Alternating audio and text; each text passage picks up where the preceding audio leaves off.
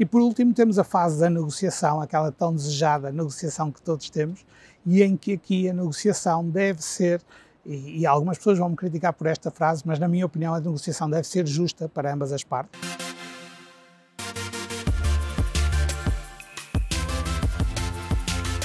Olá a todos, espero que estejam muito bem desse lado. Hoje trazer-vos o quarto vídeo desta série de vídeos que estamos a preparar para vos ajudar a vender a própria casa. E já agora, se ainda não subscreveu o canal, subscreva agora para ser o primeiro a ser notificado no próximo vídeo.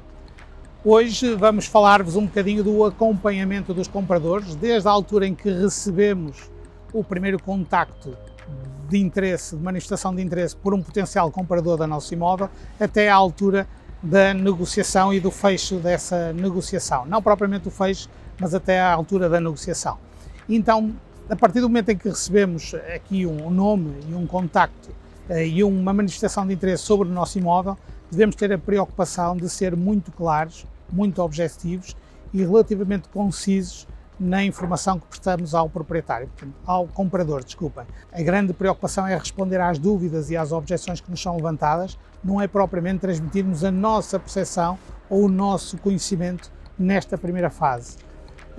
Devemos também ter a preocupação, se tivermos algum ponto que seja levantado ou alguma questão que seja levantada e que nós saibamos que a informação não vai ser tão positiva, não devemos falsear essa informação, devemos sim ter cuidado na forma como a expressamos e, portanto, de uma forma eventualmente menos direta ou de uma forma mais agradável a expormos esse aspecto que poderá ser um aspecto menos forte do meu imóvel, ressalvando sempre também os aspectos muito fortes, normalmente aqueles 2 ou 3 aspectos que o nosso imóvel são muito fortes, se vier a propósito nesse primeiro contacto.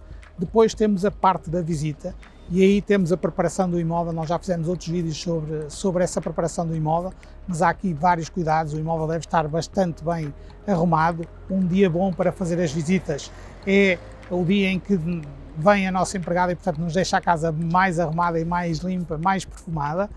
Um segundo cuidado é que a casa efetivamente esteja bem arejada e bem perfumada. Um terceiro cuidado é, se a casa tiver uma boa exposição solar, que o horário da visita seja preferencialmente esse horário. Se não for possível à semana, que seja, por exemplo, ao fim de semana. Estou a pensar aqui, por exemplo, um terraço que seja virado a sul, faz muito mais sentido fazer esta visita ao final da manhã ou ao início da tarde do que uma visita ao início da manhã ou ao final da tarde. E depois, em termos de visita, deixarmos que o comprador explore o nosso imóvel, vá conhecendo, e nós irmos acompanhando essa visita mais do que sermos um guia e às vezes até chamarmos a atenção para pormenores que para nós são muito importantes, mas que para o comprador ainda está a absorver toda aquela informação e não consegue perceber-se naquele momento de tudo aquilo que para nós já é do conhecimento intrínseco e já faz parte do dia a dia. Mas será importante divisão a divisão, dentro daquelas divisões que se justifiquem, ir chamando a atenção para alguns pormenores ou algumas funcionalidades que o imóvel tenha, nomeadamente ou normalmente estamos a falar de os armários, roupeiros, o espaço de arrumação, estamos a falar, por exemplo, na zona da cozinha, as funcionalidades, os eletrodomésticos, o que fica e o que não fica na venda, e numa casa de banho algumas funcionalidades, por exemplo, o caso da banheira ou do chuveiro, alguns cuidados especiais que a casa tenha, ir chamando a atenção para esses aspectos, mas sempre numa segunda fase e não numa primeira fase.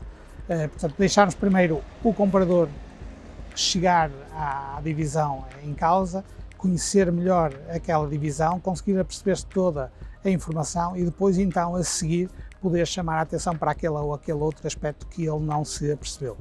E por último temos a fase da negociação, aquela tão desejada negociação que todos temos, e em que aqui a negociação deve ser, e algumas pessoas vão me criticar por esta frase, mas na minha opinião a negociação deve ser justa para ambas as partes. E o que é isto de uma negociação justa? O negócio só será bom se as duas partes saírem satisfeitas e, portanto, eu posso colocar os meus objetivos e as minhas pretensões em cima da mesa, mas tenho que ter a noção de que do lado lá essa pretensão terá que ser bem recebida e é natural que ela seja distinta da minha. Quando falamos em termos de valores, é também relativamente normal, quando há uma primeira proposta colocada por um comprador, que o ponto de equilíbrio natural seja um ponto intermédio.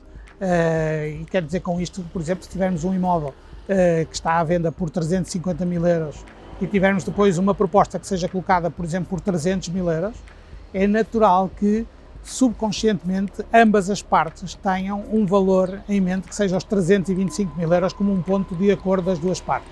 A negociação vai revelando estes aspectos, mas será naturalmente um ponto de equilíbrio. Em relação à negociação e ao fecho, à conclusão do negócio, vamos deixar então para o próximo vídeo.